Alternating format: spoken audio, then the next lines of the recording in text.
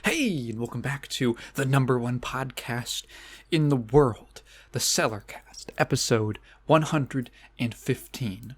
I am recording this a lot later than I wanted to today because for some reason I just kind of ended up sleeping for like 13 hours.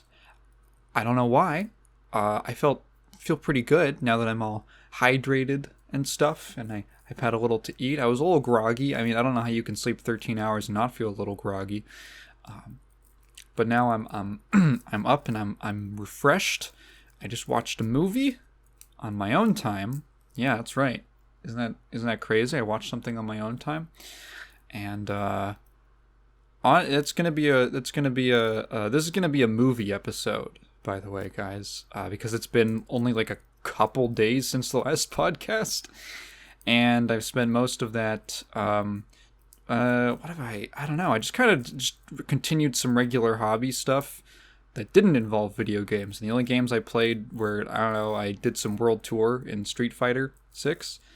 You know, I have to say, I am really excited. This is jumping the gun, of course, because we've got like 5 more, 6 more years, 7 more years of Street Fighter 6, but man, I am very excited for the next game, because I doubt that they'll ever be able...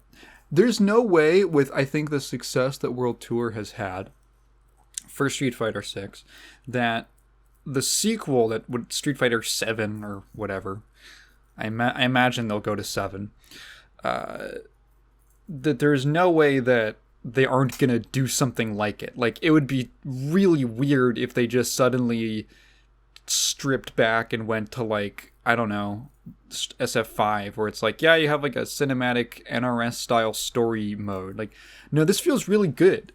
This feels really good and correct for Street Fighter, and I'm surprised that there hasn't been anything like it before. Because you can see, as with a lot of Capcom things, every time Capcom tries something different, oftentimes, and trust me when I say this as a Mega Man fan, oftentimes the first crack at it is a little rough around the edges.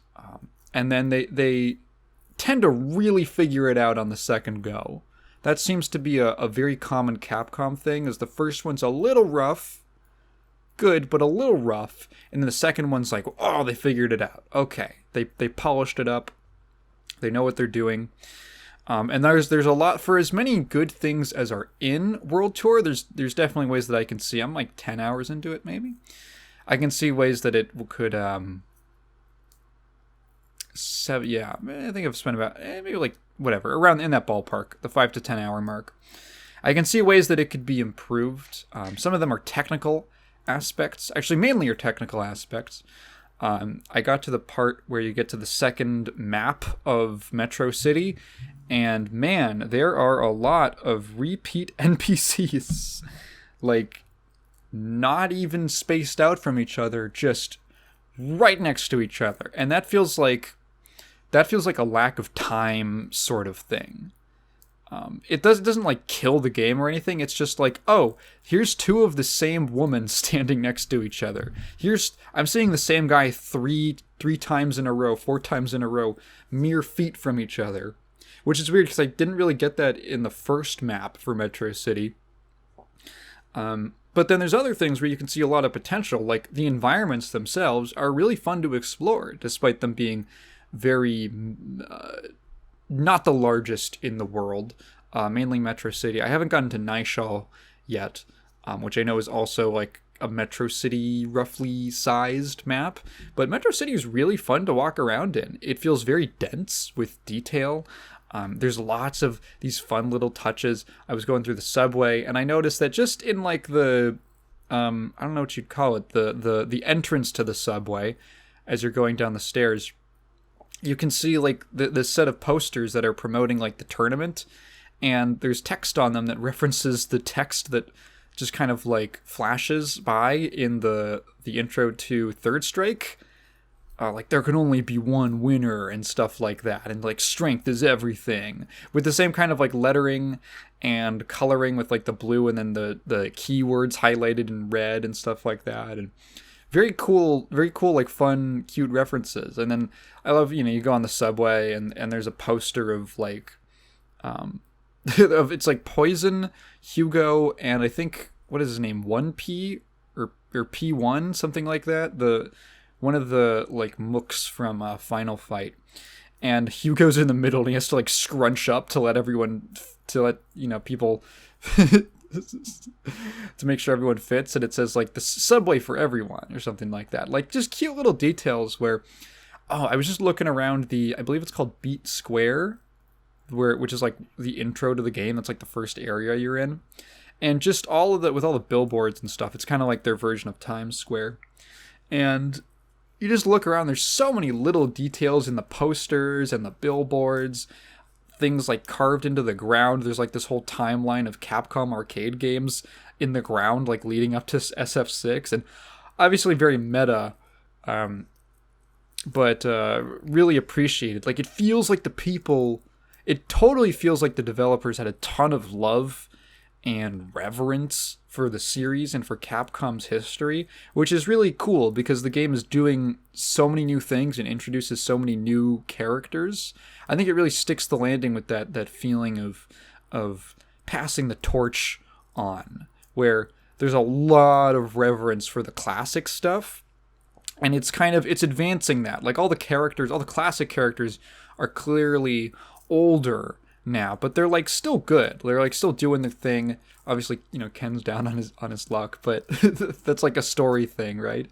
There's a lot of respect paid to that, and to like the history of the series, and Capcom's fighting game series and all that, leading up to today. And it kind of like it doesn't feel like it's being chokeholded by nostalgia at the same time, because there's just so much new energy in it. Like it's taking all this classic stuff, but the environment it's in is so different and new. Like when I think of like nostalgia really bearing down on something, I think of like Street Fighter 4, which I don't think is necessarily a bad thing in that game's case, because it was definitely trying to 4 was trying to revive the series. It was practically a reboot, or like let's bring it back, which is why, like, plot-wise, it's technically a sequel.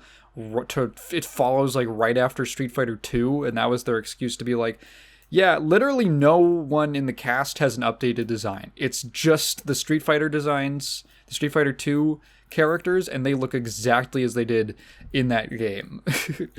Games with, like, a lot of nostalgia costumes and all that.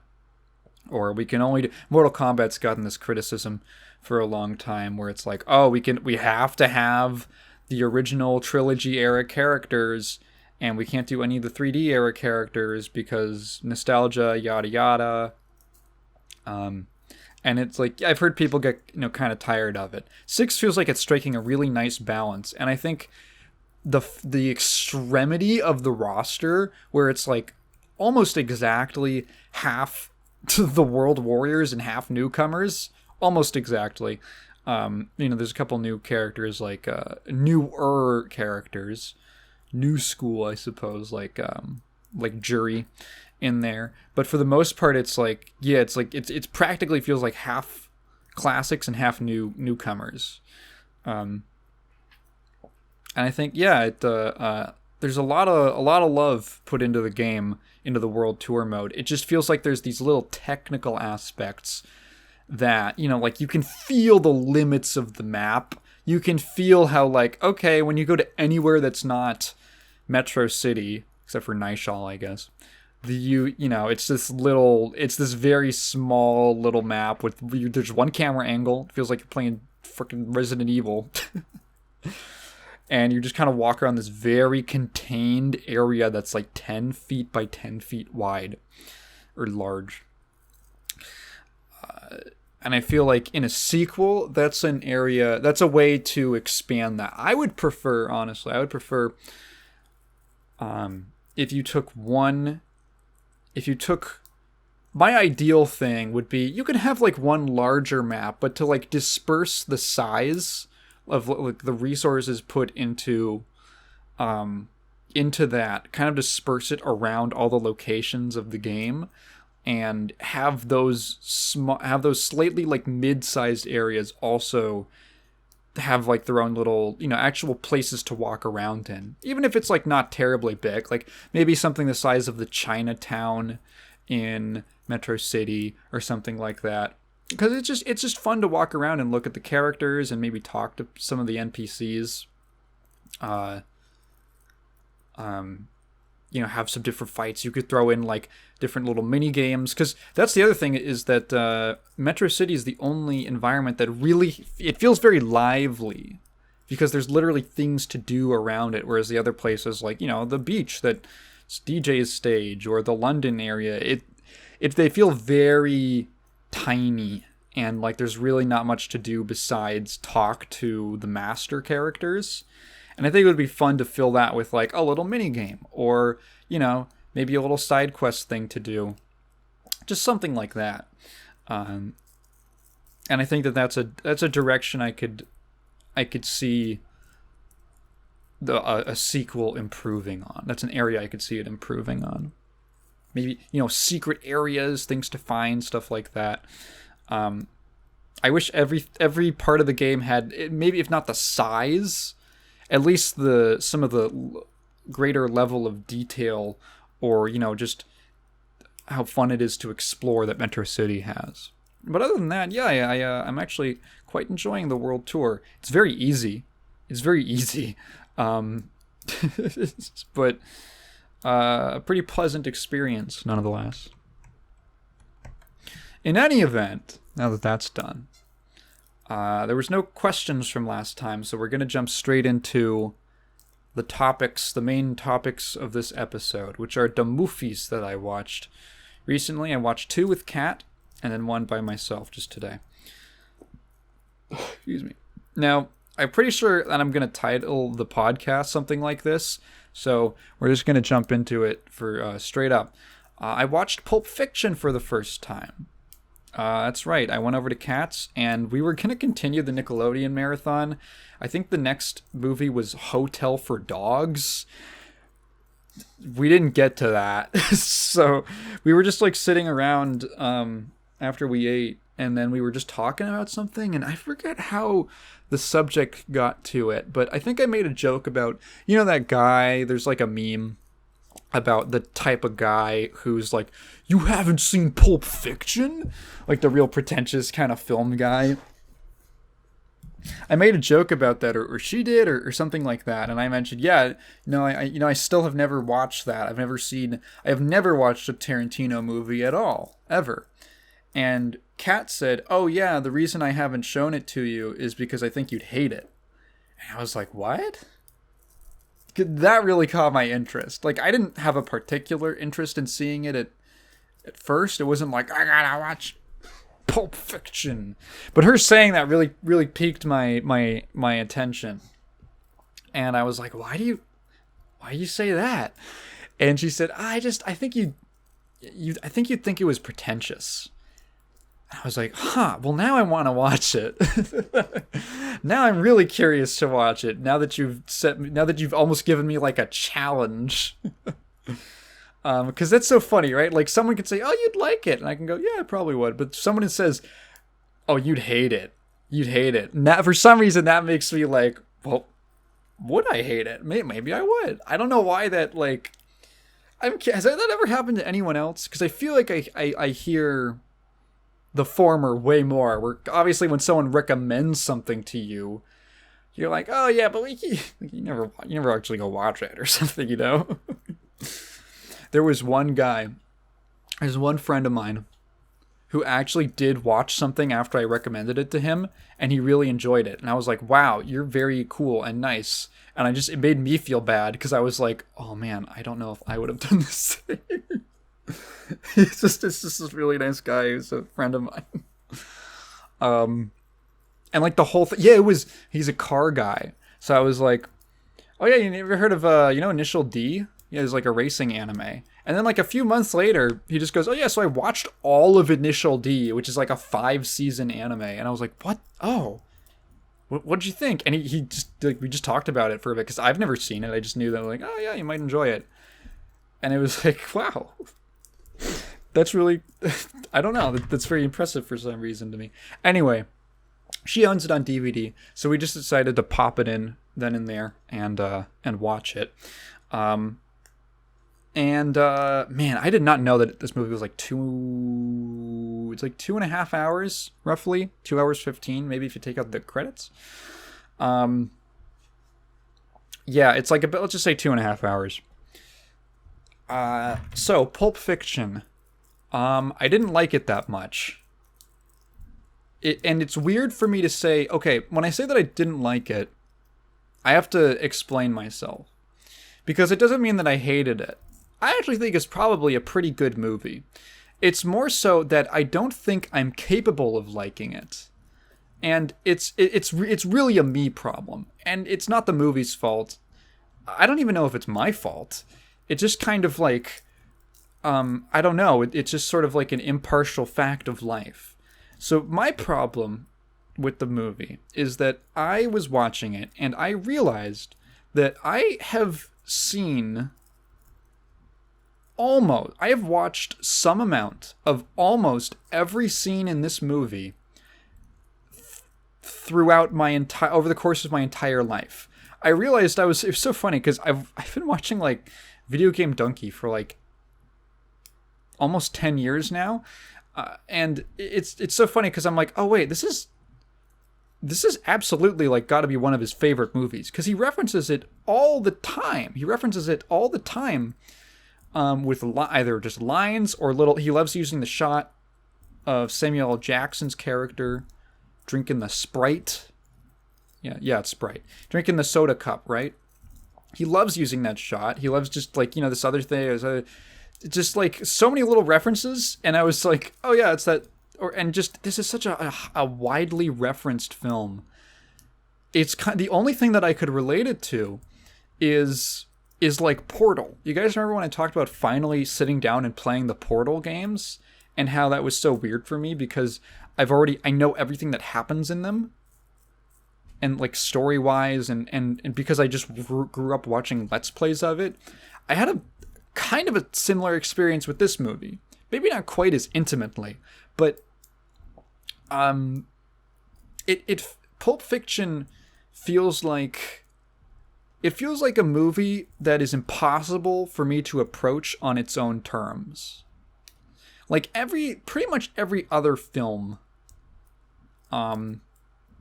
I can watch it and usually look at it for like in its time, in its context. I'm very used to doing that with like video games, for instance.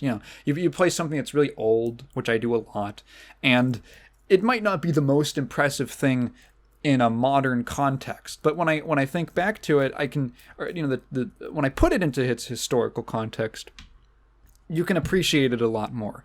And for some reason, it was really difficult for me to do that with this movie. Yeah,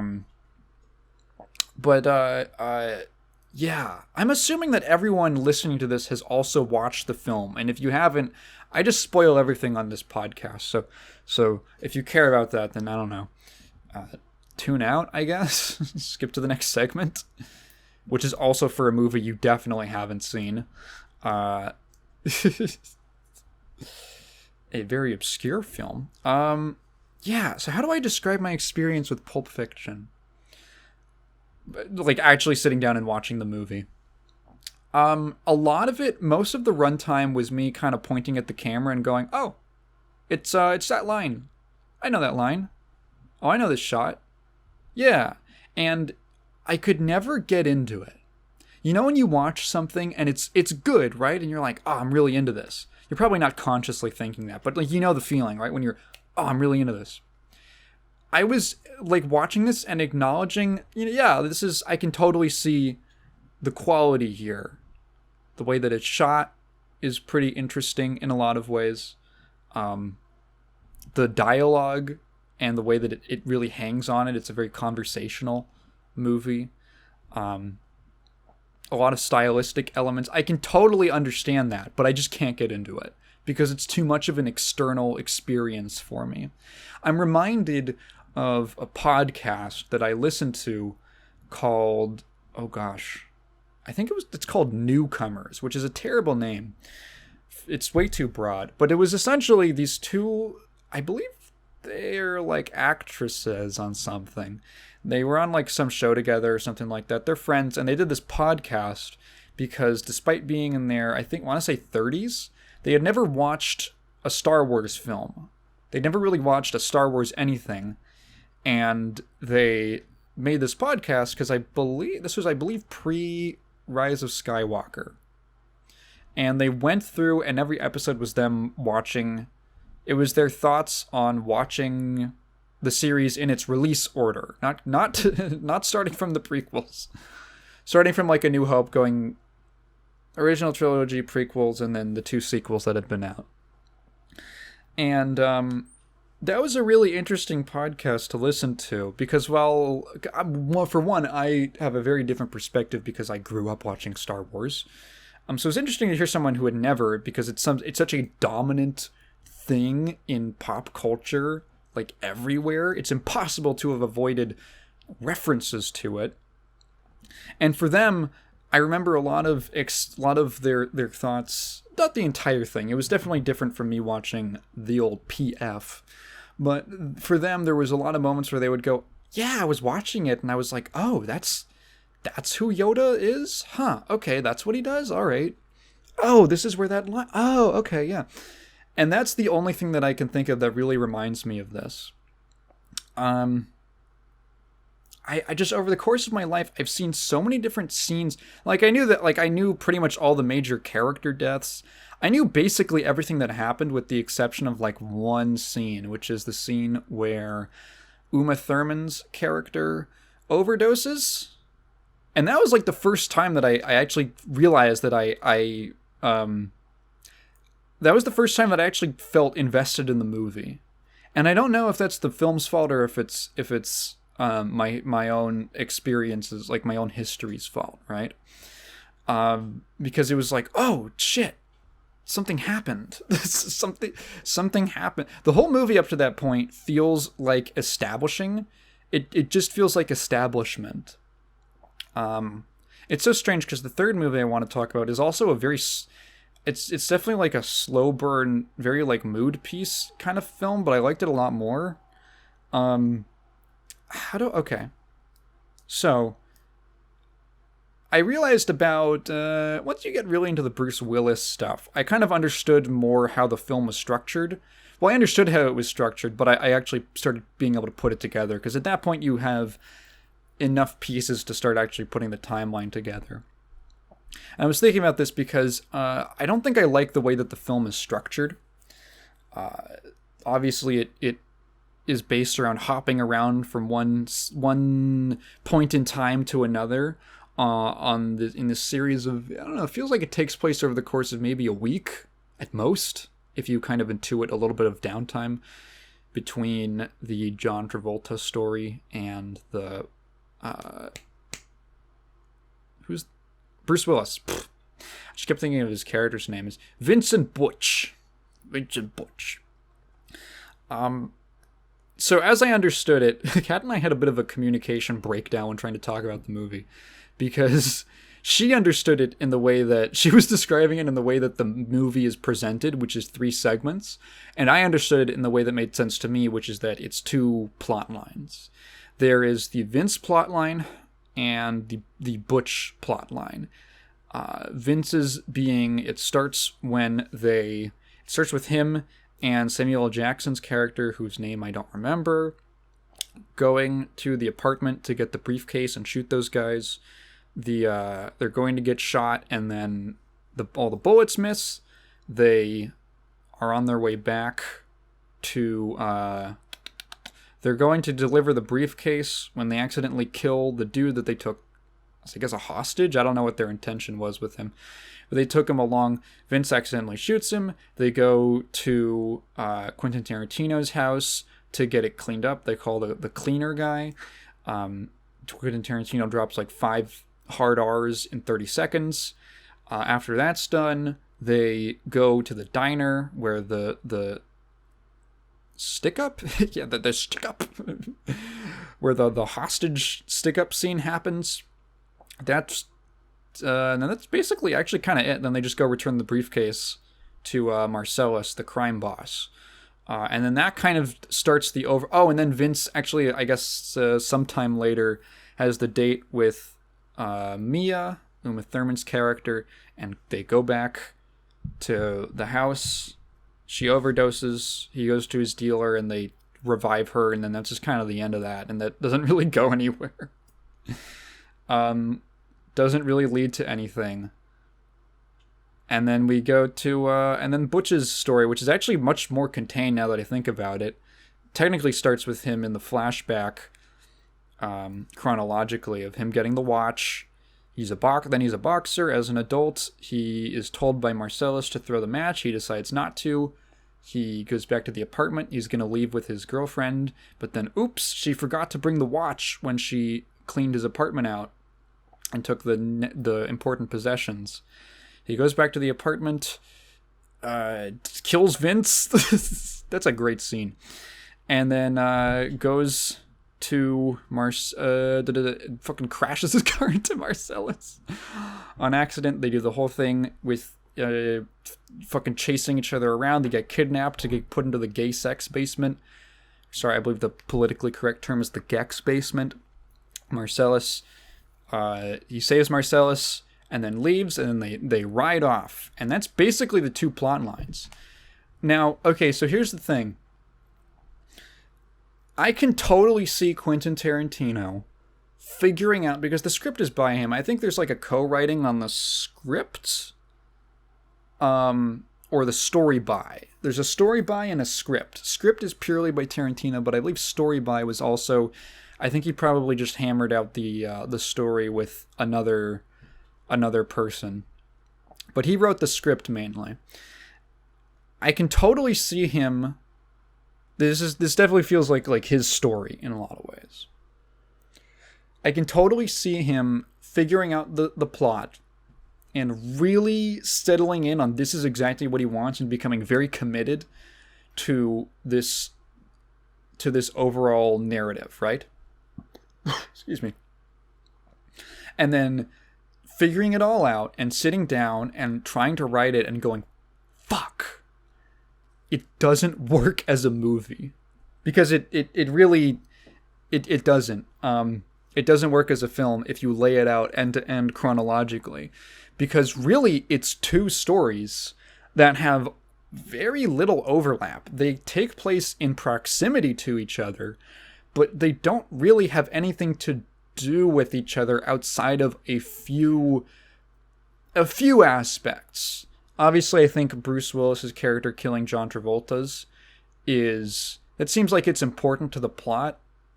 And I think it was important that it was Vince, because the scene in the diner, I like that. I like that technically the scene in the diner almost foreshadows, even though it comes afterwards. It's kind of like a bit of like pretty brutal irony that Vince can't imagine, Samuel L. Jackson's character wants to leave the life of crime, and Vince cannot imagine a life different from the one that he leads, which ironically ends up in him dying. And I also like how it's not like a particularly, it's not a particularly ironic death. It's kind of just wrong time, just bad time. It was right place, wrong timing. If Butch had been even 10, 20 seconds earlier or later to the house, it probably would have been completely reversed. Butch probably would have died because Vince was waiting for him. So I like that. I like the kind of like irony in the event of his death, and that it's just kind of like a thing that happens that Butch has very little emotionally really invested in. That he's just kind of a guy that he's like, well, okay, I guess I gotta kill you now. It's really the only way that it could have ended. But other than that, there's very little overlap between these two stories. And so the out of order, the non-linear way that the film is structured is kind of necessary to make it work. But at the same time, I also don't like it. And it works probably better than if it had just been laid end to end. but I also don't like the way the movie is structured. The film feels like it starts 3 different times. One time at the beginning of the actual film, one time when you start the Bruce Willis segment, really, and then a third time at the scene where the third like half of the movie, I guess, where what the fuck is the guy's name? That dude's hiding. It's when you start with the guy hiding in the bathroom and we're back to the apartment, and then we go from that to the cleanup scene to the diner robbery. And it's like, I remember, okay, so my favorite part of the movie, I think the best part of the movie is it starts exactly when Bruce Willis goes to get the watch back from his apartment. I thought that scene was great. I love there's a lot of long held shots in the film, but it's mostly used for dialogue, which I think is kind of like a flex on Tarantino's part to show that he can write engaging dialogue, which I think is like generally pretty good. It's not like my favorite ever, but I think it's like pretty good. There's some funny lines and stuff like that. But this is the first time in the movie that I could recall that one of these long tracking shots was used for like action. And I don't mean action in terms of like fighting or conflict. It's like a thing is happening. It's not 2 people talking. It's used to build tension. And I was actually very invested. I like how it's in broad daylight, but it's this kind of shitty, ratty-ass neighborhood in Los Angeles where it feels like someone could get gunned down in broad daylight. And it's following behind him. You can't really see what's around the corners, just like he can't. There's just like all this negative space where people could be, or I didn't know what was going to happen. And for me, that was really engaging. And then that all the way through, like that whole chain of events, I love the fact that he gets in the car after he gets the watch and he feels like he's on top of the world. And then he stops and he sees Marcellus crossing the street.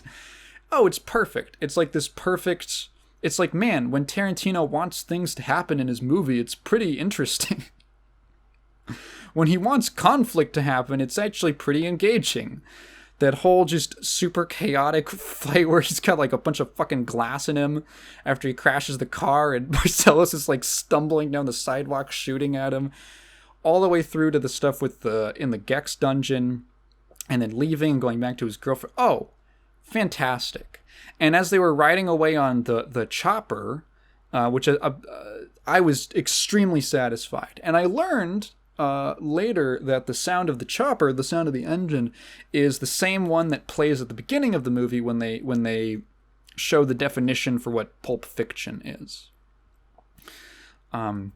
So for me, that was like, oh, okay, that was a very satisfying stretch of the movie.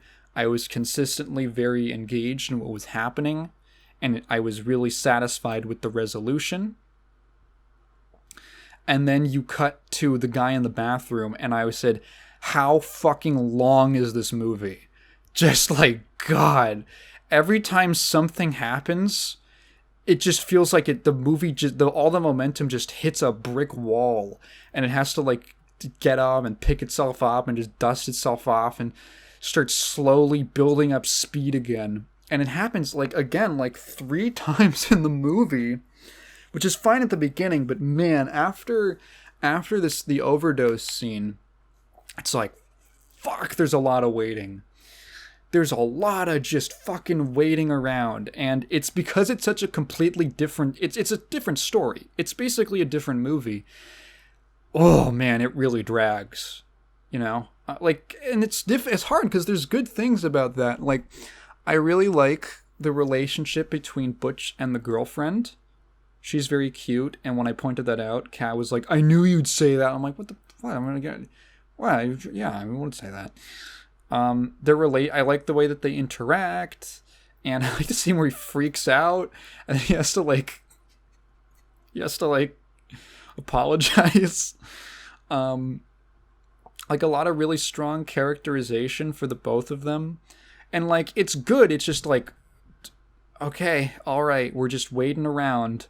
we have to a new movie has to start that I have to become invested in again. And then, God, the fucking thing with the bat, and it just takes so long. It takes so fucking long.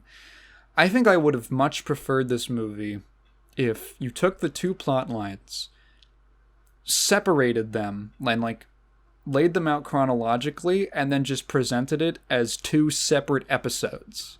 I think I would have much preferred that as a film. Although I don't know if like the Vince stuff works, because it feels I don't know. I don't really like that storyline. I didn't really care much for it. So part of the problem is definitely overexposure, because I know like every single line that people quote all the fucking time from that scene with the apartment. I know pretty much the entire diner scene.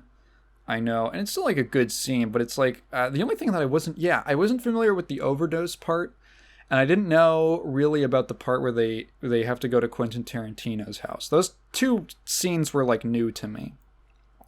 But overall, the Vince stuff, I just never really found myself caring that much for either of the characters. Until like literally the very end of the goddamn movie, when Samuel L. Jackson's character decides to develop. And I thought that stuff was cool. Here's the problem. This is a very backloaded movie. All the interesting stuff happens at like the hour mark about. And the first half is like very, very, I don't know. Like I just never got really interested in it. I didn't care that much about his date with Uma Thurman. I don't know. Why didn't I care about it? Because everyone fucking likes quoting this movie. That's the thing. After I finished it, I realized, because I was trying to think, we were talking about it, and I was trying to explain how I felt to her, because Kat really likes this film, and I was trying to think of common praises I've heard of it, so that I can kind of just compare what I thought, right? Like, well, a lot of people say they like this, but did that resonate to me? And I realized I don't know what people even like about this movie. People just reference it. I don't even know what they like about it, which is so weird, because like I've never seen a Martin Scorsese movie either. But I know like what people like about The Godfather, like in broad strokes, right? Like I've heard that the characters and the culture, I don't know, the what would you call it? Internal politics. That might not be the best word for it, but like the mob story. I understand the appeal, and I understand like from a distance what people enjoy about it. But Pulp Fiction, I don't know what the fuck people like. I guess the dialogue? I guess. I just know that people reference it and they quote it all the time. That's why I think that people like the dialogue, is because they quote it all the time. So it was like really hard for me to like, I don't know. I didn't quite, I sort of see it. Again, I can put it sort of into its You know what really surprised me? This movie came out after Mortal Kombat. I don't know why that's so curious to me. I was looking it up. It was 1994. I knew it was the 90s, but it was 94, and I was like, huh. This was like way after It was like 3 years after Mortal Kombat. Sorry, no, 2 years after Mortal Kombat. And for some reason, that was really strange to me. Maybe it's because, like, I don't know. This was like Tarantino's second movie? Theatrically released, at least, after Reservoir Dogs. And, like, so I guess that it was sort of like a new kind of countercultural thing. I don't know. I feel like in a lot of other cases, I'm able to kind of put something into its context and still be able to and enjoy it in that way. But for some reason, I don't know, it just didn't really hit for me. And I don't know if there's that much else. A lot of this movie is dialogue, and I found it somewhat entertaining, somewhat engaging. Like what? Let's see. Samuel L. Jackson's character is pretty funny, but that's like cheating, right? Some of the conversations are kind of interesting, I guess. I didn't care that much for Uma Thurman's character. I don't know. It just maybe wasn't something that's particularly appealed to me. So my fascination with my own opinion on this movie comes a lot from the fact that, like, if it was anything else, I probably would just leave it at, oh, I didn't really get that much out of it. But I think because it's such a unique experience where I'm like, man, I feel like I know half of this movie before seeing it. It's I keep trying to figure out, like, is there something that I haven't figured out how to put into words? You know? Oh, here's another thing. Because I was sort of trying to find, like, read other opinions on it, just to, like, get a little bit of a basis. Just try and understand what other people think of it. And so a lot of things that I sort of found was people really like the dialogue, and it was very novel. It did a lot of things people weren't expecting the first time they saw it. I didn't find it particularly novel myself. I also think, I don't know how much this movie gains from being viewed as a whole. I think that the way that it's constructed with the non-linearity means that it's kind of funny, because I feel like it can only really, or it's mostly, most of the enjoyment of this film is found in the individual parts, the individual scenes and segments, and I already know all that shit. So viewing it as a whole didn't really give me that much. I don't think viewing it as a whole movie adds that much to the experience. The exception being that whole shit with Bruce Willis in the apartment, because it feels like things actually move from A to B to C in a way that's pretty engaging. I think that's why. Like, I know that there's like a Gex dungeon at some point in this movie, right?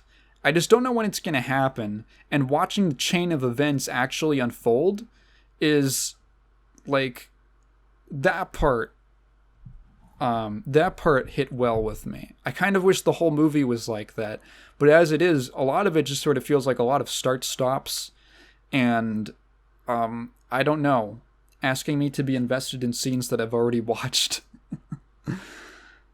Yeah, I don't know. Pulp Fiction, I guess, just not really a movie for me. Add this to the mountain of fucked up film takes I've had on this podcast, along with wishing that there were more human scenes in Sonic 2.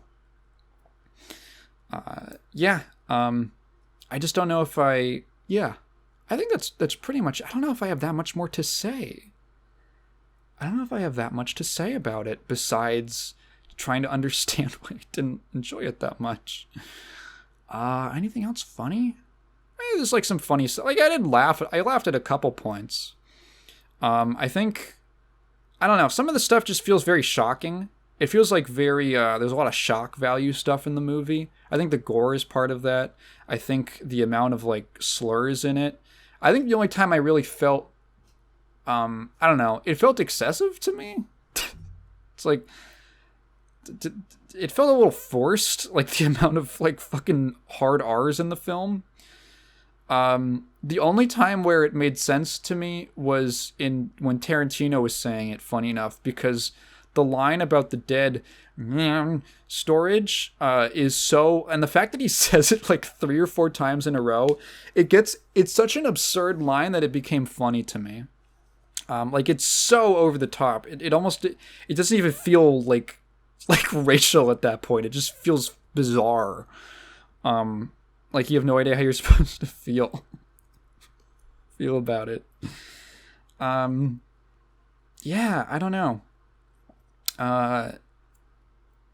Dialogue's alright. You know what movie has much better I was trying to fucking work my way back around to the dialogue. You know what movie has my favorite dialogue in anything ever? These Are the Damned from 1962. Yeah, segue, baby. So after we watched that, and I was feeling pretty lukewarm on Pulp Fiction, I was like, you know what? I want to show you a movie for once in my goddamn life. I'm going to show you a movie, Katrina, my beloved. and I wanted to show her one of my favorite movies of all time, which is, I feel like, is pretty big coming from me, who does not really care that much about film. Oh, I could rattle on all day about my favorite games of all time, or music, or books, or whatever, but movies, I don't know. I don't find myself that invested in the medium of film, but I will say These Are the Damned is one of my favorite movies ever. It's from 1962. It's, how do I describe it? It's a movie that's really difficult to describe, and I really would recommend that you go watch it. It's one of those where I don't know. It's either...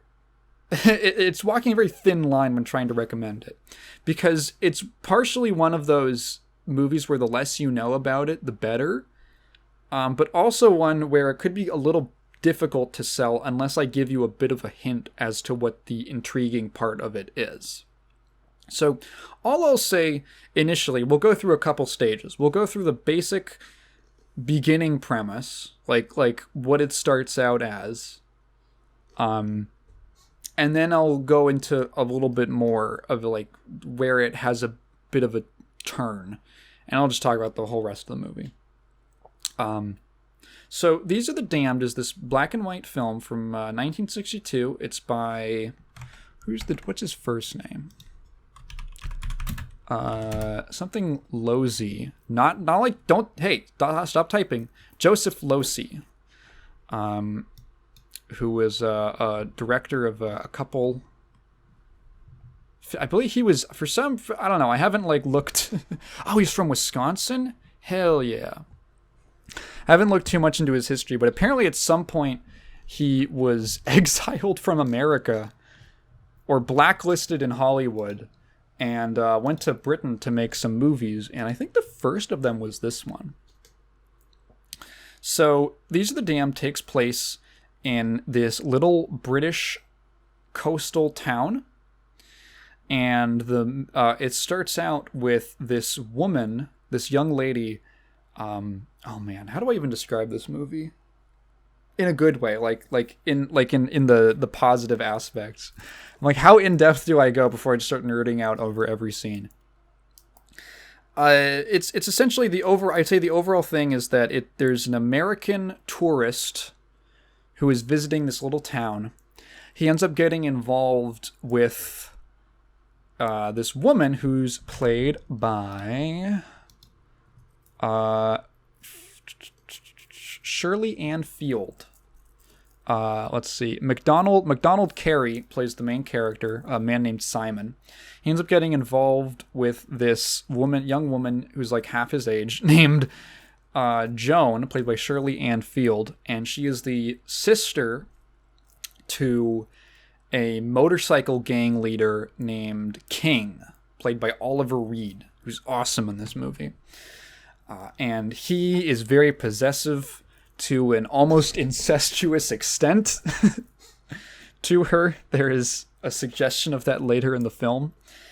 And the first 40 minutes of the movie are kind of this back and forth sort of West Side Story tale of the dynamic between these three characters.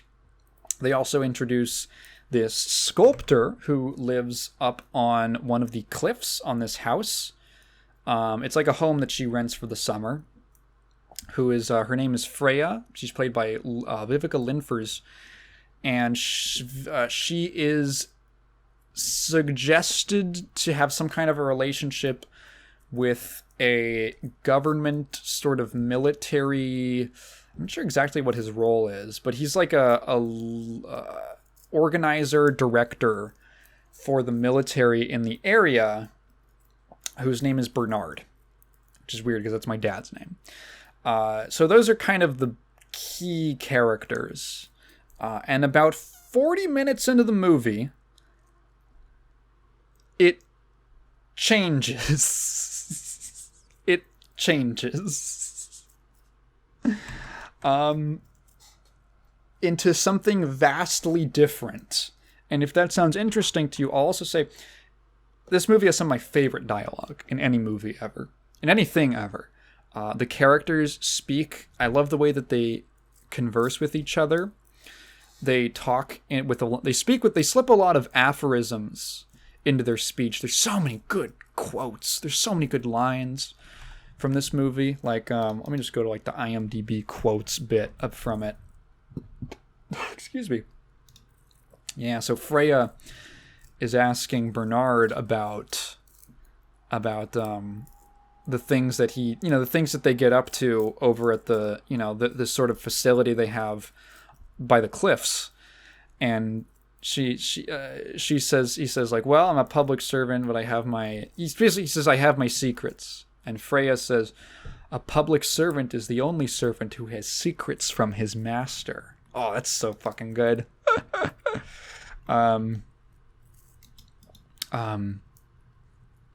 Just so many, I love all the dialogue in this movie.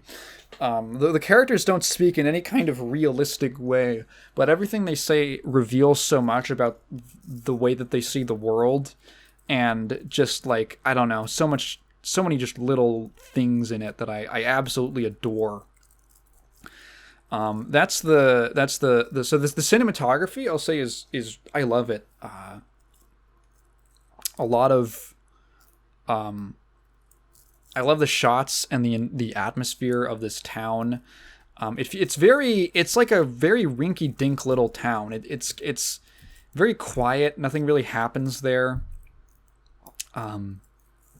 Small. It's a small town, and I think that has importance later to the character. I don't know, man. I'm really trying to describe this movie without getting into. Okay, if that interests you at all, maybe go check it out. It's like a little over an hour. You can go see it in full on YouTube in like HD, for free, just uploaded by someone, because I'm pretty sure it's like public domain by now.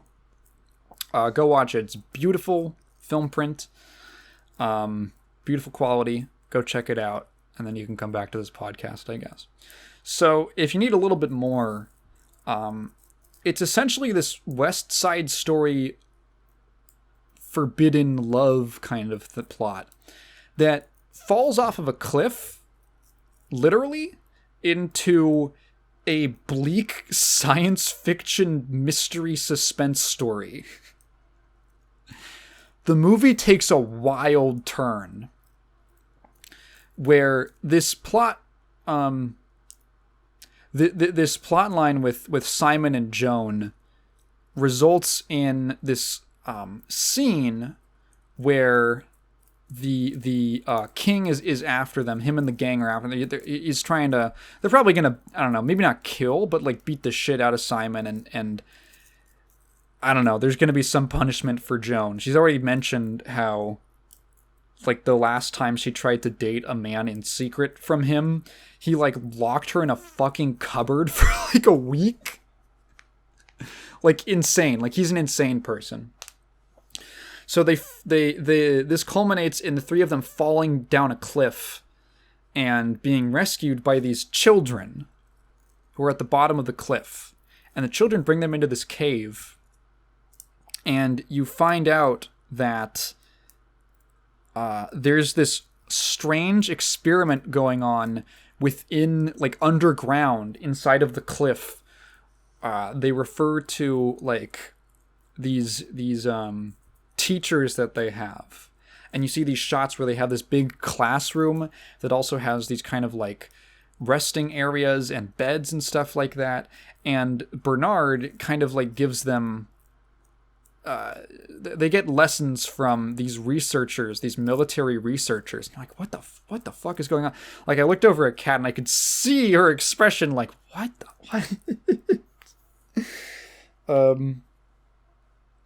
So eventually, I'll just go into full spoilers now. Eventually, you discover that, so they find out that, like, oh, these kids are like, they're freezing cold. They don't produce any like body heat. And eventually, the twist, the reveal of the film, comes after they try to escape, because they're like, oh, these kids are being held captive. And all the three of them try to escape with the children, which results in them being pursued by the government researchers who are they're wearing these like, they're dressed like top to bottom in this like these black suits. The children call them the Black Death. And you find out that the children are radioactive. So they try to escape. The whole third act of this movie is awesome. It's so good. It's so good. They try to escape with the kids. It's this chaotic scene, like the helicopters come out. The kids are like running around. They're trying to find like a car or something to hop into. A bunch of them just get grabbed and taken away. It's a complete disaster. And Freya, the artist, comes out and she's shocked at what's happening down below.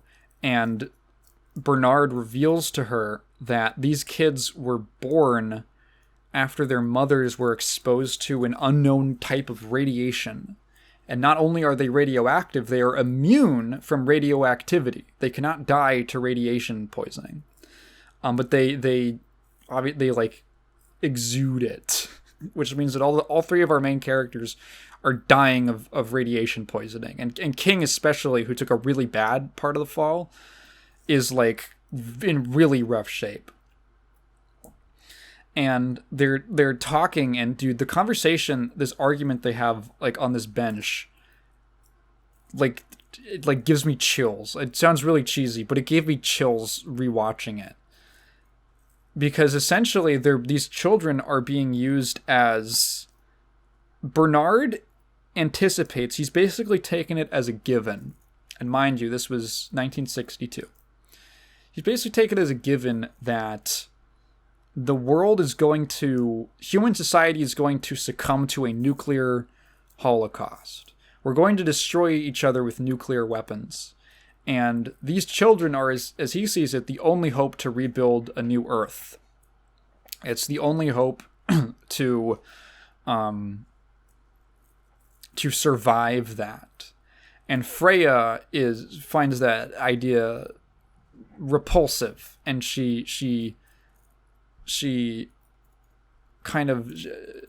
chastises it. She's like, well, what kind of an Earth will they inherit?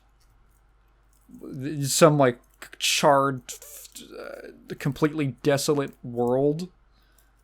And he really doesn't have anything to say besides, his interests are in the survival of the human race, and that's why this is necessary. And the tragedy is that now the children will know that they are prisoners, whereas before they were told that they were on a spaceship going to Earth. And now they'll know that that's a lie, and they've been prisoners in this research facility. And then everyone fucking die. Every fucking character gets killed. They get shot or kill themselves or whatever, right? Man, I just want to gush about. I want to make like a video on like the side channel about this movie. Like I want to go full like YouTuber guy and write like a video essay on a film, because I find every character in this movie so fascinating. So to begin with, Simon and Joan, the two like kind of main characters. So when you're first introduced to the both of them, you don't really expect Simon to be the main character. They're playing this song, this very catchy song, black leather, crack, crack, crack. A black leather, smash, smash, smash. It's this like little cute sort of 50s, 60s style pop song, which I believe was written for the movie.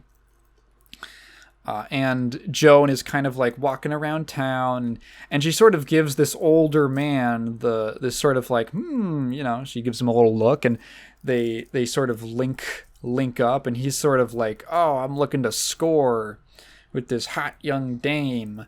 And then he rounds a corner and gets mugged by the motorcycle gang. He gets mugged by King and his gang.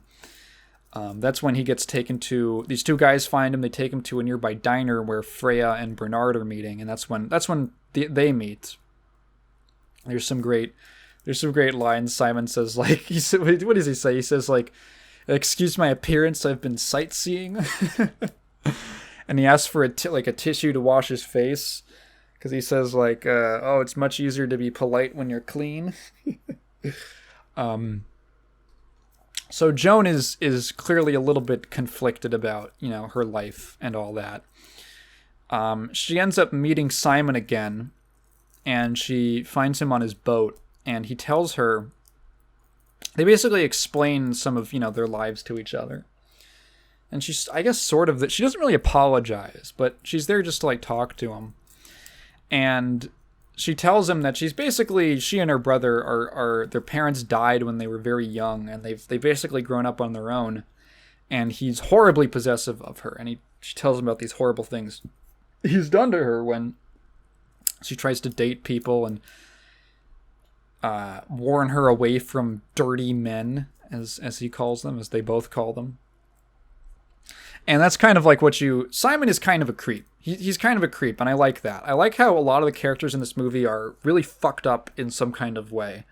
Either maliciously or not, or just kind of being victims and, like, badly damaged.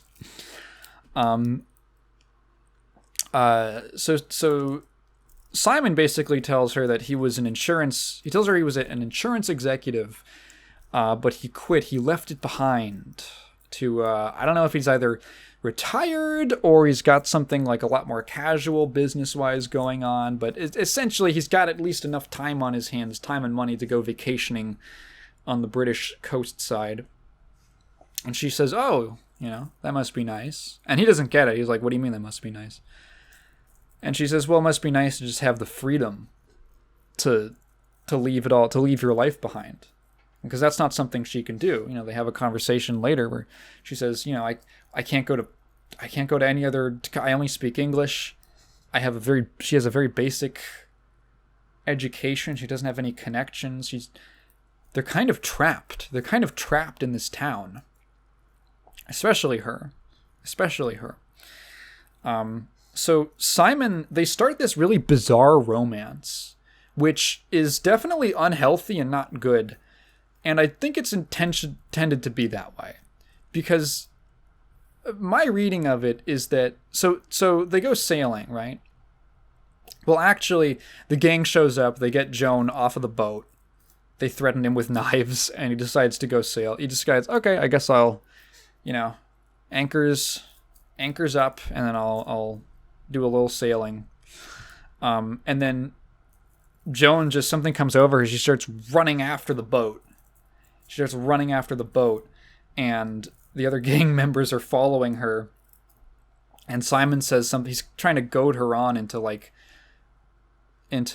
rebelling against her brother. And he's like, jump, Joan, jump.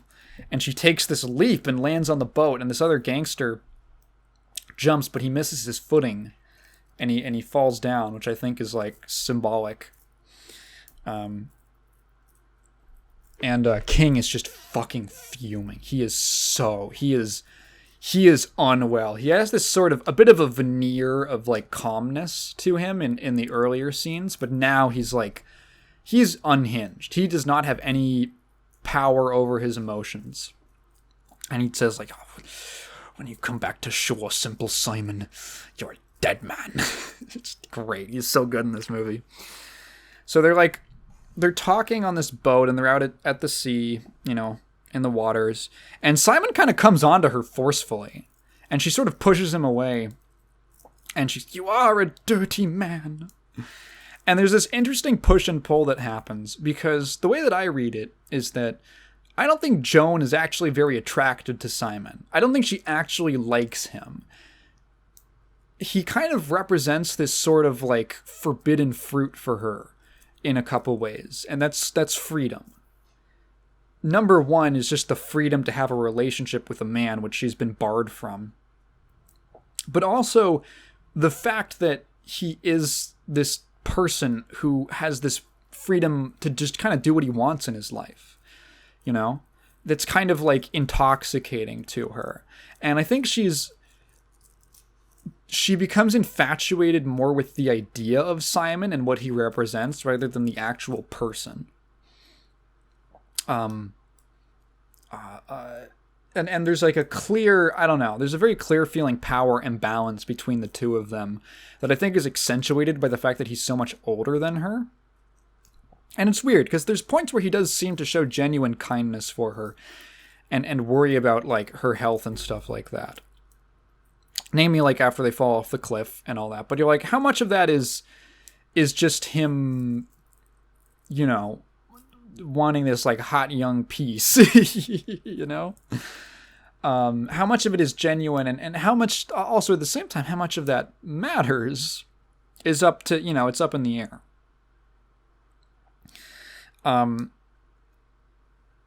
So they represent, they I find that part of the movie interesting. Every character in this film has a different relationship. So at its core, so I've read some reviews and some thoughts, and usually the people who don't like this movie really dislike the turn that it takes, or the fact that it feels kind of unfocused. And because the genre shifts so wildly after that first half. And I totally understand that, but for me, it works because the movie feels consistent at its core, because its tone and its themes are consistent for me. And at its core, at its heart, I feel like this is a movie about characters struggling with control. Every single character has a different relationship to the idea of control, and the way that they relate to it and then to each other, I think makes it really fascinating. Kat did not like this movie. She thought it was very boring and she couldn't get invested in any of the characters. But for me, I think all of them are really interesting. Because she said that they were very, like, I don't know, surface level archetypes or something like that. Maybe not surface level, but she called them, like, very, like, archetypal characters. But for me, the reasons behind their archetypes are so interesting. So, obviously, you know, I already talked about Simon and Joan, but King, one of my favorite characters in the movie. So Simon and Joan, they represent like these two opposite ends of the spectrum. Someone with no control and someone with a lot of control over their lives. King is interesting because he is the most powerful person in his own life, but he's totally out of control. He freaks out for seemingly no reason. There's a scene when he's going after, it's so Simon and Joan, they go and they hide out at Freya's house, unbeknownst to her while she's out, before she returns on the cliffside. They leave when they hear the car coming in. It turns out to be Freya. They think it's King. Freya comes in. She's curious about what's happened. She's, I left the door unlocked. There was, seems like there were two people here in the bed. And King then enters the house himself and confronts her. And she stays completely cool. She's so cool. She stays completely calm and cool the entire time. And so Freya's thing, she's a sculptor. She makes these sculptures out of petrified wood, and a lot of them evoke a lot of freedom and like liberty imagery. There's like birds, there's people, these human forms that are almost like bursting out of the wood itself. And King doesn't like them. He calls them like these horrible, ugly things. And at some point in their conversation, he gets so upset, just kind of out of the blue, like, for real issues, he grabs her axe that she's got hanging around. And you're really freaked out because you have no idea what he's going to do at this point.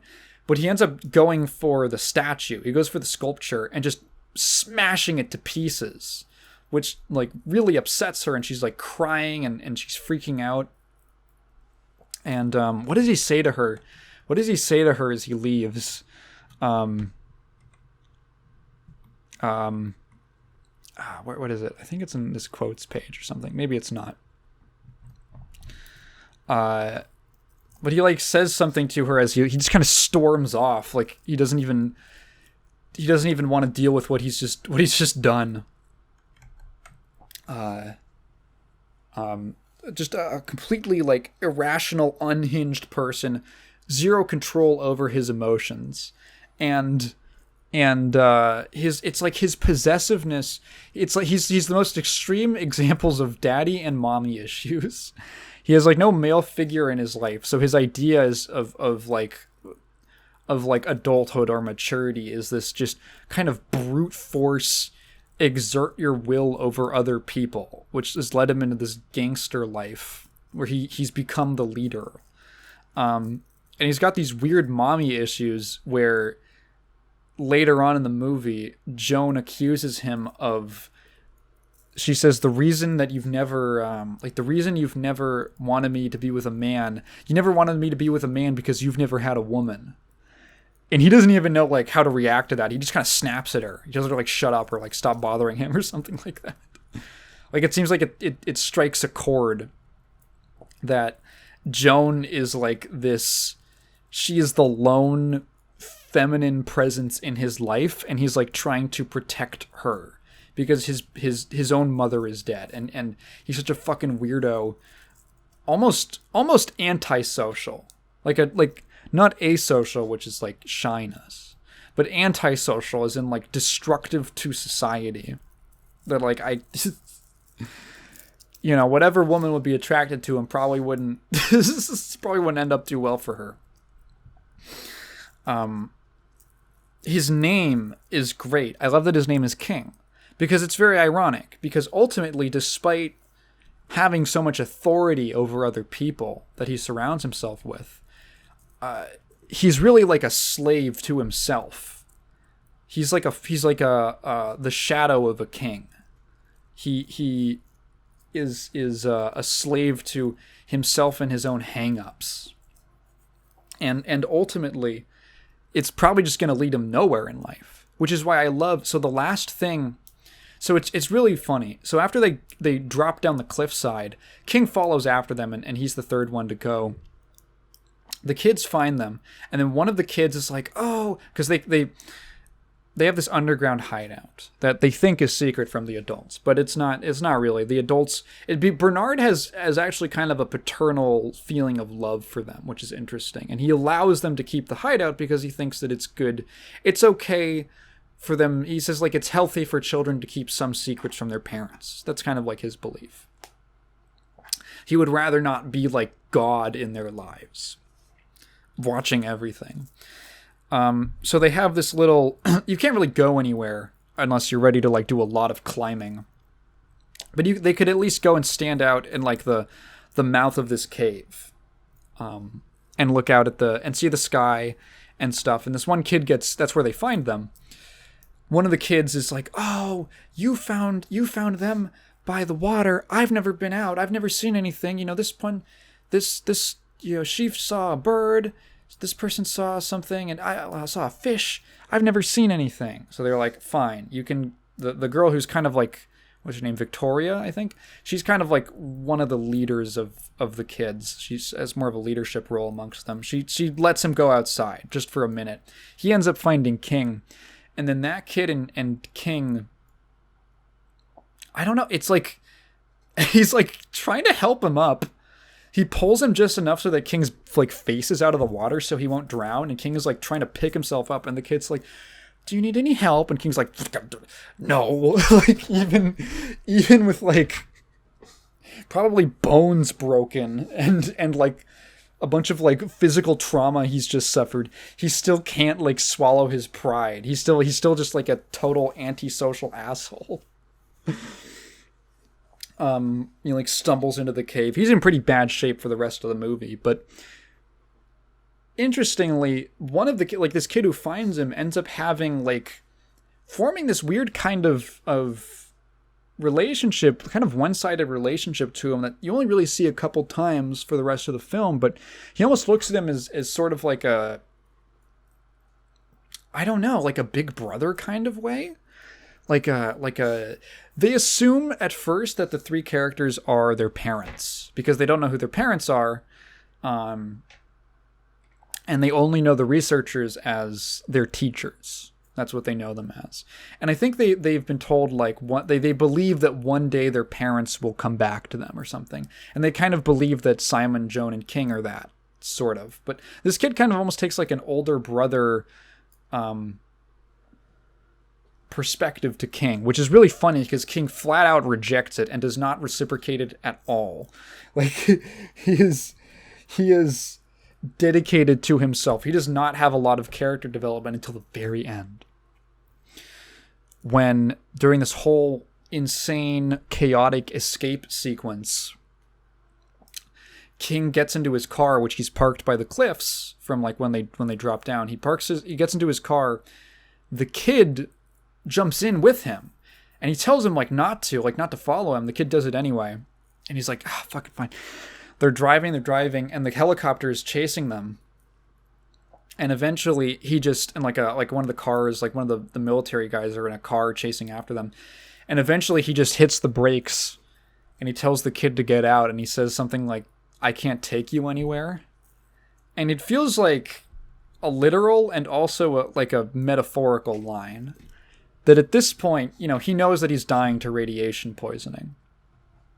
But it's also like, he sort of acknowledges like he's going nowhere. Even if he wasn't going to die, he has no future. He's almost like, he's accepting the idea that he'll never be able to redeem himself and get out of this town. And so they grab the kid. King ends up driving off. They're probably going to they're either like, he keeps driving. He drives to, like, there's this bridge that connects the town to, it's like crosses over a river, right? To the sort of like slightly more, you know, by the coast countryside part. At that point, they're either going to like take him into quarantine until he dies to radiation poisoning, or they're just going to like kill him. They're just going to shoot him outright. And at this point, King's last act is he drives his car off the bridge into the water, and he kills himself. And I think that's great. I love that that's the last thing he does, because the last thing he ever does in his life is that for the first time, he takes control of his life. He's for all of his plays at authority and power over other people, he's never been in control. And now he decides that if his last act is going to be anything, it's going to be taking the control back and deciding how he's going to go out. And I think that's great. That he is this like if anything, he will at least be able to destroy himself. Meanwhile, Joan and Simon get on his boat, and it's not shown, but Bernard tells Freya that they'll die to radiation poisoning before they even hit the shore, and then we'll probably just blow the boat up.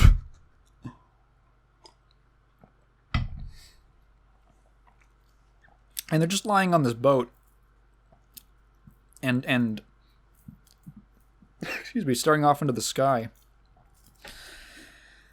and just sort of saying, Joan asks like, where do we go now? And Simon says like, there's nowhere for us to go. The ending of this movie is extremely bleak. It's very dark. Freya and Bernard have this conversation that I mentioned earlier, where they argue over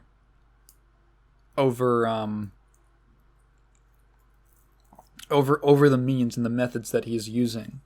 And there was some stuff with she's probably my favorite character in the movie besides King. She has some great lines. Like, there's just a bit where they're trying to investigate below the cliffs, but they don't want Freya to see it. So they send a guy up there to distract her. And just in this little conversation they have, he asks her like, "Oh, what's the deal with the sculptures? Like, what do they mean?"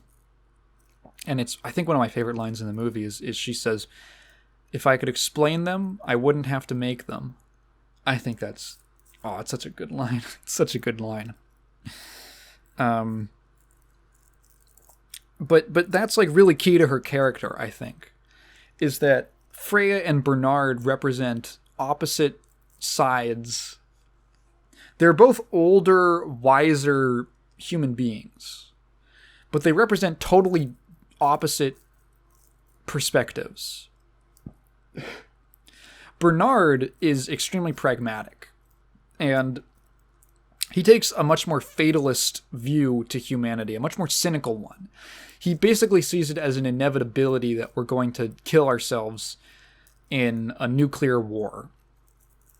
And whatever he has to do now, and he's going to try to make it as painless as possible, but it's all in preparation for that horrible outcome. And Freya is the complete opposite of that. Freya's business, her job, her life, is about taking things that are immaterial and things that she can't express in words and making them real, physical, solid things. In a way, it's taking the abstract and making it real. And I think that's so interesting because she has so many of her sculptures evoke this imagery of being free. And she kind of represents hope. She represents a hopeful outlook. Right as the climax is happening, before it's really reached the outside, she ends up talking to this gangster who's out looking, I think, for King. He's out looking for King. They meet and they start talking, and he basically starts to... It's just this random character who's never had a line before. He's been, in the movie, but he's never talked before. This member of King's gang, and he's basically just explaining to her, I don't really see myself doing anything, and how he's kind of just like a lost soul. And as everything is spilling out, she's just saying to him, like, no, I believe that you can make something more out of yourself. And this random person she's never met, this random young man she's never met before, she's trying to convince him that something more can be done with his life. And ultimately, I think that's what Bernard and Freya represent in the movie. These two different outlooks that you can have. Something very pragmatic and something very and cynical, or something very hopeful. And then ultimately, Bernard kills Freya himself. They're flying by on a helicopter low to the cliff. This is after she said that, like, well, we just have to go our separate ways then.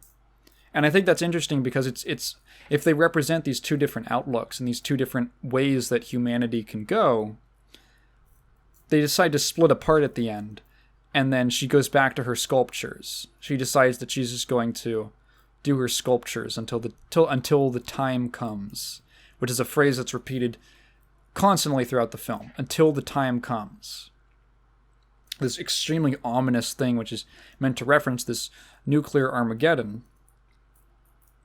And then ultimately, Bernard flies by on the helicopter and shoots her low to the ground. And ultimately, the pragmatist kills the hopeful. And the last shot of the movie is panning over the cliffs, and it's the cries of the children, and they're crying out, help us, please, someone help us. And it's very disturbing. And the camera just turns over the cliffs and to the horizon, over the waters, and there's just shouting. They're shouting for someone to help them, anyone to help them. And ultimately, in my mind, that ending is throwing the theme of the movie to the audience. Because who are they talking to? It's no one. In universe, this is falling on deaf ears. The researchers are just going to ignore them or put up with it. Really, they're speaking to the audience. These are the children who have to inherit the earth. And if this is a warning against, nuclear warfare, against humanity destroying itself, they're imploring the audience that you can make the decision. You have the control. You can exert the control over the future. I don't know if that's like on an individual level or like a mass society scale, but it's throwing the gauntlet to the viewer. And I think that's perfect. At the very ending of the movie tosses the question at you. And it puts you, it's presented you with all of these different relationships with control, from the very intimate, personal level of these people's lives to the biggest scale you could realistically imagine, which is the fate of the human race. And it's asking you whether or not, like, does the human race even have control over its own destiny? Or are we out of control, like King? Are we like King, and we're just like, and and you know, and in King's own self-destruction, is that like us? Is the only thing we as a collective have the power to do is destroy ourselves? And that's why all these things and all these questions really make this one of my favorite movies. I think it's so fascinating. I think literally everything about this movie fucking rules. Oh, I didn't even mention this great scene where, so I mentioned they have this like catchy little pop song at the beginning. And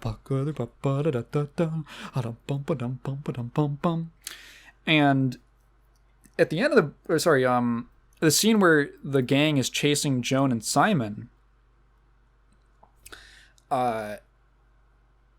it's at night, you know, on the cliffs with all of this, there's like graves or something, or there's like remnants of old buildings and stuff like that have been blown down, and they're sort of hanging around. It's very spooky. And once someone catches sight of them, they start whistling each other. They start whistling to each other, but they're using different parts of the song. They whistle different parts of the song to signal different things, like direction and stuff like that. And you can like tell, because one of them will do like, I can't whistle. And then the next, and then it'll cut to someone else who sees something, go,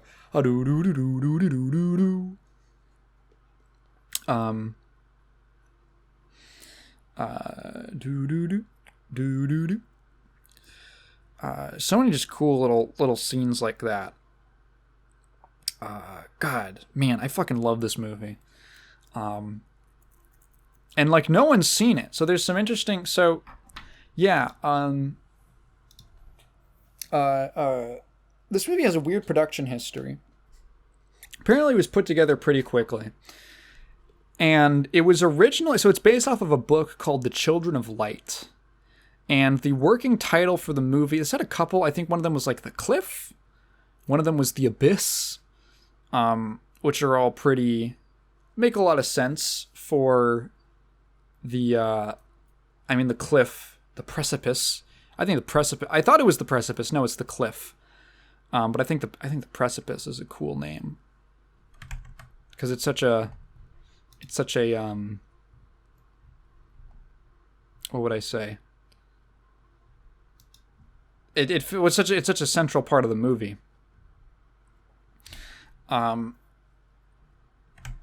It ended up being called These Are the Damned, or just The Damned, depending on where you look. Because it's a Hammer horror film, which I think also gave Kat a bad impression going in, because it's under the Hammer horror brand. And if you're expecting that, you're probably going to be very disappointed. It's not a very scary movie. It's very bleak. And the first half is like this weird romance thing, and like the romance isn't supposed to be particularly nice either.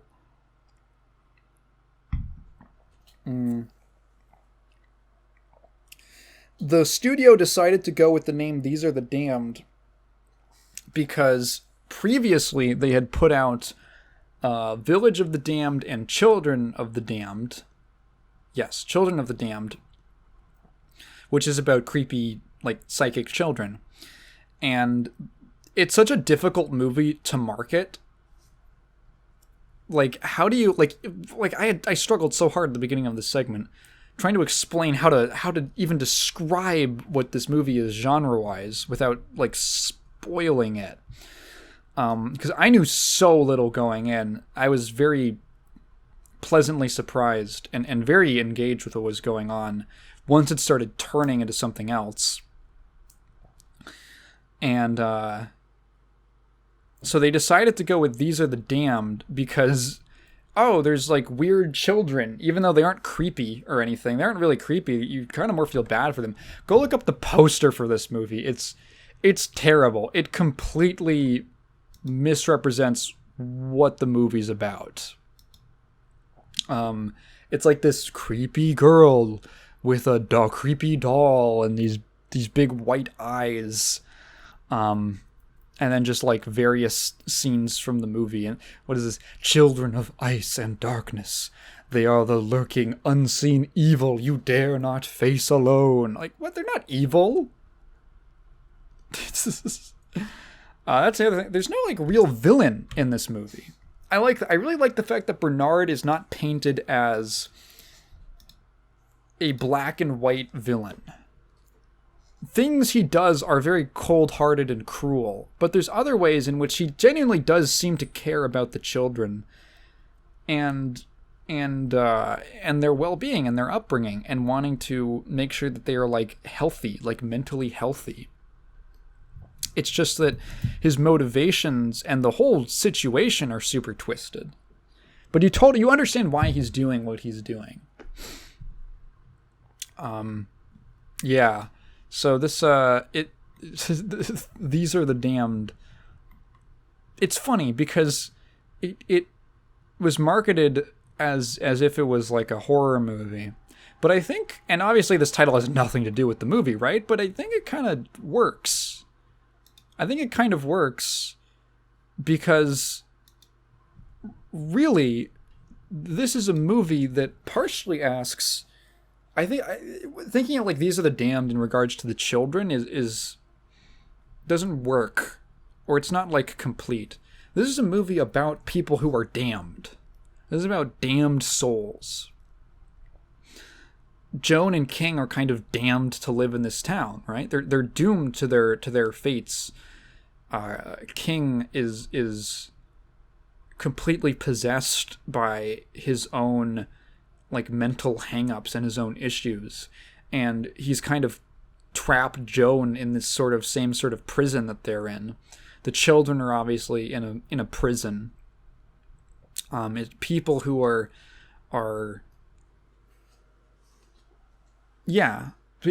people who are damned to something, and part of the question of the movie, I think, is ultimately whether or not these people are actually is this idea of damnation real? How much control do you have over your fate and your life? How much control do we have over our direction as a society? And I think it ends up, I don't know, it works for me. This is a story about damned souls. One of my favorites, a movie that really, really resonates with me in a lot of ways. Rewatching it just kind of cemented that for me, and probably cemented it as one of my favorite movies, really. So if that sounds at all interesting to you after I just explain the entire thing, then maybe you can go watch it, like Pulp Fiction. And then finally, the last movie that I watched, which I just watched today, or this evening, a weird little movie called Mother Joan of the Angels, which is... what is this from? 1961. Oh, like right around the same time. Mother Joan of the Angels. It is a Polish drama? Horror? Mystery movie? Who knows? Directed by, Jerzy Kawalerowicz. I'm so bad with Polish.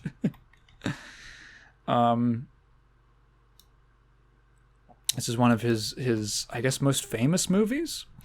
It is based off of a pretty kind of infamous real story, which is the nuns. What is it, like the nuns of Loudun or something like that? I'm going to open up the Wikipedia for this real quick because they had it.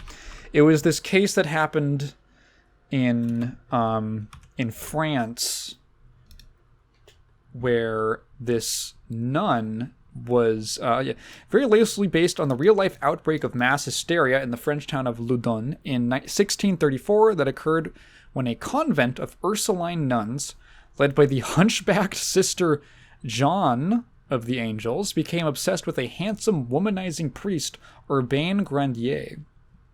When Grandier turned down the nuns' invitation to become their spiritual director, Jean accused Grandier of using black magic to seduce her and her sisters and possess them with devils. And then he was executed. He was burned at the stake for witchcraft. It's the same thing that inspired the 1971 Ken Russell film The Devils. The Devils. It's a devil film. But whereas that movie is kind of like the lead up to that case, Mother Joan of the Angels is an adaptation of it. It basically taking it as a story, that kind of a story as a jumping off point to tell the tale of this convent. So it takes place in Poland. Everything's kind of been Polonized, all the names and locations and such. And this priest named Joseph Surin. That makes sense.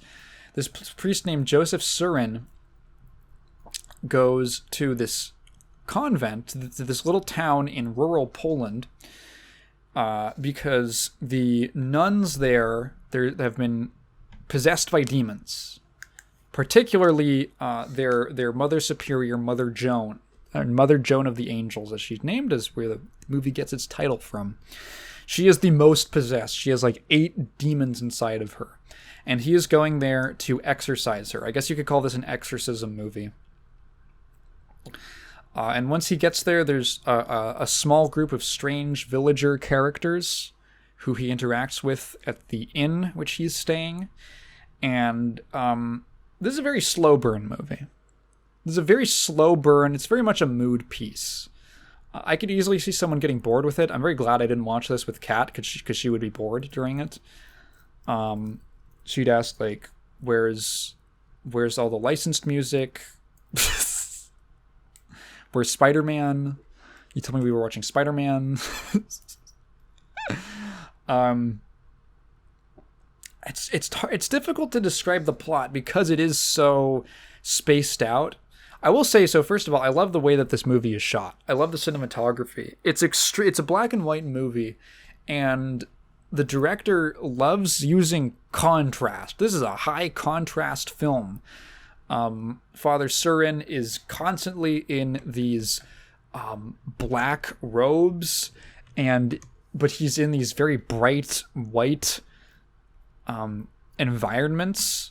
Every exterior scene where they're outside, very just pure white, like from the sunlight, just radiating off of the ground. The sky is super bright. I think like this movie would really be hurt if it was shot in color, because the contrast and the shadows and the lights I think adds so much to the tone. It's basically this kind of back and forth. A lot of the movie is this back and forth between the Father Surin and Mother Joan, who have this weird relationship that almost starts to border on like on the sexual or the seductive. It never like gets there, but it's adjacent to. It's implied that there's like an undertone of like a sexual attraction, or that she is in some way trying to seduce him. Because the backstory being, there was a priest who visited, or who was in the town, named Father. It isn't like they like Polishized the guy's name. Father Garniek, and he was sexually tempting the nuns, as they say. Mother Joan specifically, they sort of imply, the way she says it is a little weird, But she describes like waking up one night to find him like hovering over her bed, and I think he's like, she doesn't say it directly, but it sounds like she's describing him like masturbating onto her. So they executed him. They burned him at the stake for being a sorcerer and for tempting the nuns, as it's called. And this the like pyre that he was burned on is this like constant fixture outside, and it's this just big tall black tower of wood that is, again, kind of like Father Surin, very very much stands out in this bright white environment. Just this constant thing hanging over the story, this pyre. It's just sort of like this back and forth where he's trying to work with her to exorcise the demon.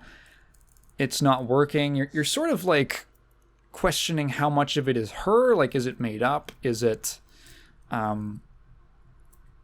is there an actual demonic possession happening? Some things are implied to be tricks. Like the first time they meet, the actress who plays Mother Joan, Lucina Winica. I don't know if I'm pronouncing that properly. She does a great job portraying this very... It could easily tip over into being campy and kind of cheesy, or a little too ridiculous, but she does a really good job playing a possessed person when the demons are supposed to be speaking through her. Like, her facial expressions are very, like... The way she moves, it's very, like, unnerving. It's very uncanny. And you believe that, like, she's shifted into something different, someone who's been possessed. She does this thing where she describes, the backstory with the priest who was burned alive, and Surin doesn't really... He sort of implies that, like, he doesn't respect the power of demons or something. Like God is more powerful, something like that. And she leaves the room, but before she leaves, she does this weird... She starts, like, giggling, and there's a complete shift in her body language. She's faced away from the camera. Complete shift in her body language and her voice. She starts, like, sliding along the wall, and speaking like the demon. One of the demons is speaking through her, and he's like terrified. He's like, "Apage Satanos, apage Satanos," telling her to be gone, the demon to be gone. And when she leaves, she like slaps her hand on the wall before she like opens the door, and it leaves this black mark on the wall that like really shocks him. And then later on, you hear there's this nun who visits the local inn with the tavern, and she kind of congregates, sort of like she's not supposed to, with the village people. And she... Oh, it's 9/11. Oh, that's crazy. Yeah, it's midnight right now. Well, and she... Hey, happy 9/11, guys. She... the fuck was I saying? She's mentioned to them how Mother Joan did her trick, quote unquote, her trick where she leaves some kind of like blackened substance on the door handle, so like it smears over the wall, and you're like, huh, was that done by her intentionally to like freak the father out? Was it, what's going on there? Yeah, I don't know. It's not a very, like, A to B movie. It's a lot of things happening and little details being added here and there. There's an exorcism scene. There's a public exorcism scene where there's 4 other priests, and none of them are able to get the demon out of Mother Joan. They're in this, like, church, and Father Surin is just kind of watching. And then afterwards, he ends up, like, trying to isolate her. There's this whole bit where... it's just kind of like him and her, and they're in this room in the convent that they use for like laundry, with these holes in the roof, and the lighting's really cool, and there's like self-flagellation and stuff like that. there's like a couple scenes where he whips himself, like he whips himself in the back, and you can tell, like, it's like, I don't know how real it was, because you look on his back and it looks like he has scars. It actually looks like the actor has scars on his back, and I can't imagine this was a very high budget production. So I'm like, was that makeup? Was that real? It looks convincing at the very least. Oh, my neck. Eventually, it culminates. One of the most important scenes in the film is when he's trying to get answers. He's not getting anywhere with her, and he goes to a nearby, I guess, a village or something like that.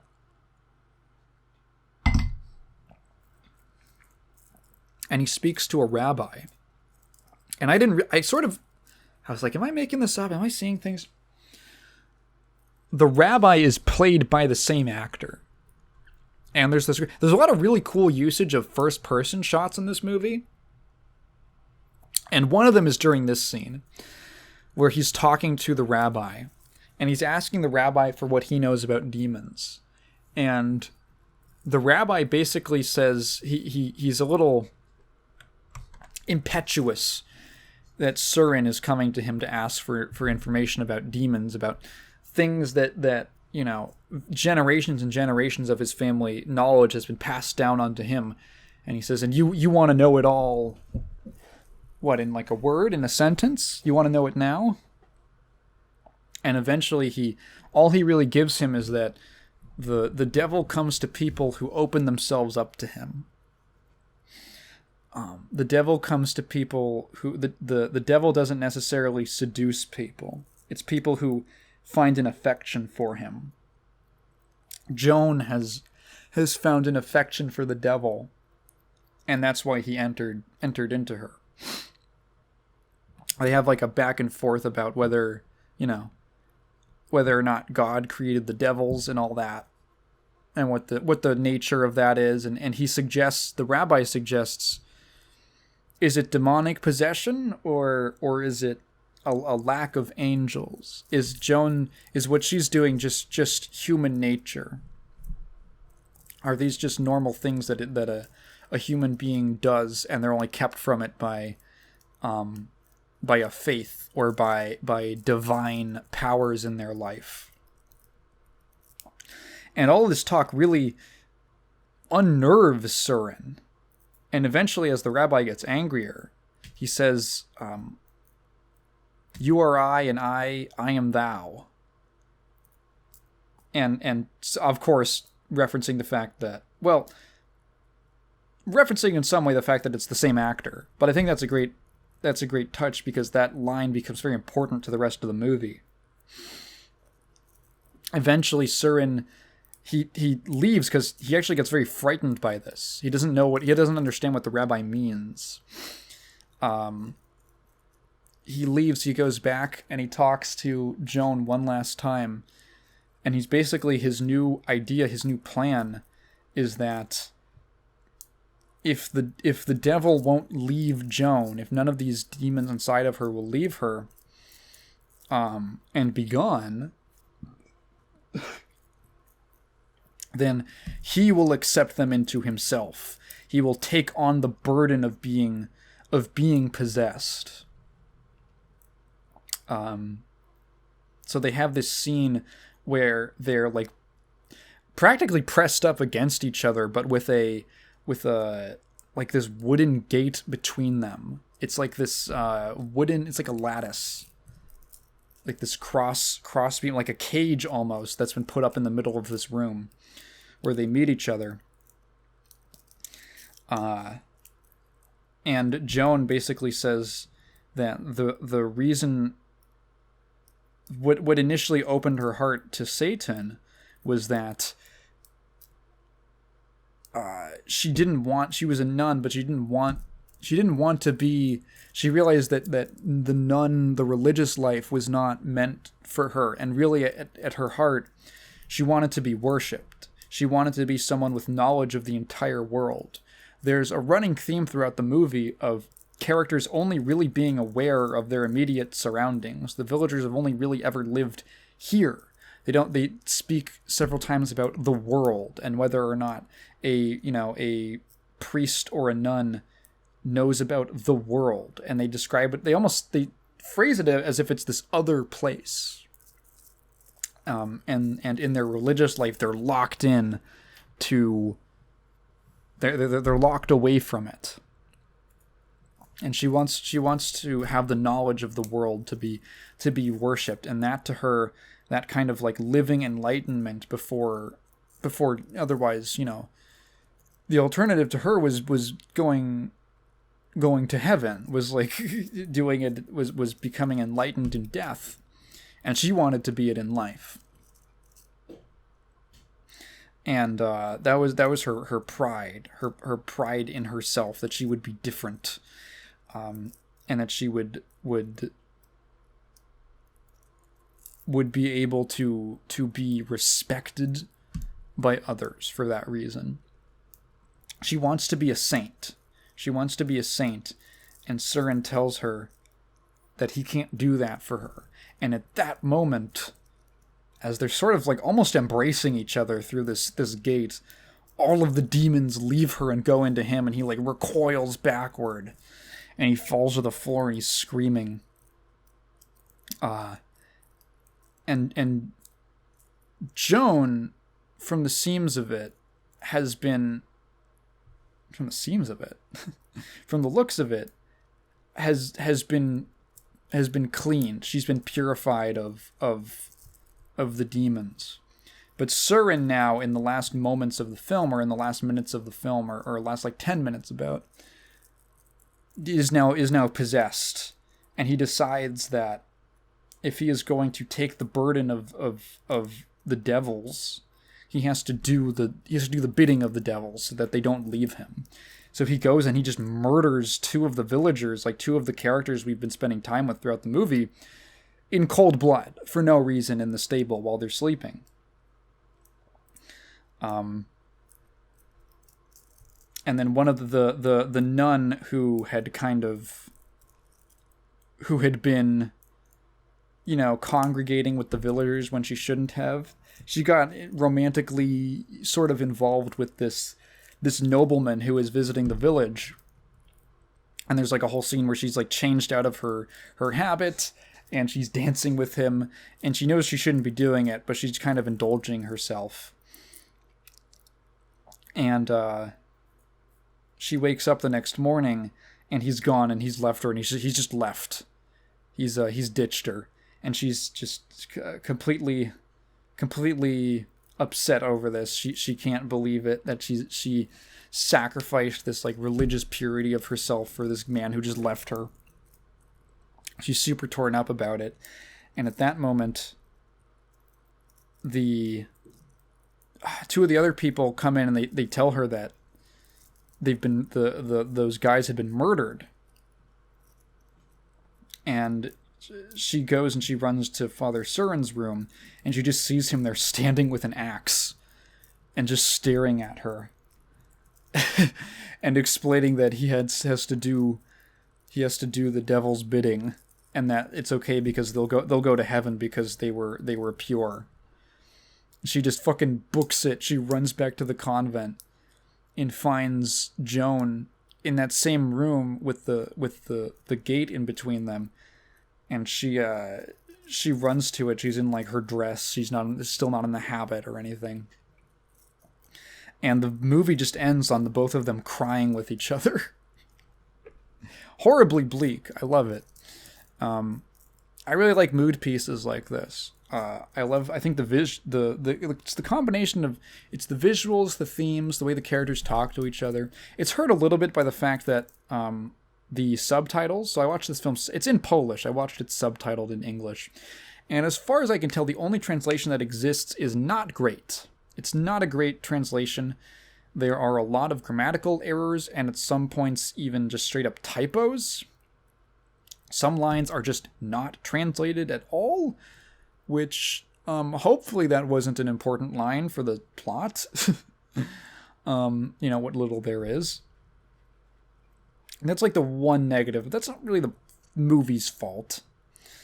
And it was still relatively understandable for what's there. I love these kind of like, yeah, I like the just being able to like sit down and get engrossed in like a very in this kind of this very encompassing atmosphere of the film, even if it isn't like a lot of stuff. There's not a lot of stuff happening. Not a lot of stuff leads to other things, although some does, right? But a lot of the movie is you're sort of watching characters do things, and it's it's an atmospheric movie. In this, not just in the sense that there's a lot of excuse me, of atmosphere, but in that the things that happen are a little disconnected from each other. It's these bits of information and character details that just sort of pop up left and right and center and behind you and over there and over here. So it's not like a straight line that's progressing where every single thing progresses the plot of the movie. It's just sort of building this environment and this scene and this cast of characters. And really lets you sink into it, which I enjoy. I enjoy a lot. And I mean, like, when I say slow burn, like, it's not even the climax is very understated. You never see the bodies, you never see the murder. It happens off screen. There's very little in the way of, I don't know, shocking stuff. It's a very reserved film in a lot of ways. But one that I enjoyed a lot just for it being, I don't know, just what it offered, I found very satisfying. I could easily see someone being really bored with it, but not me.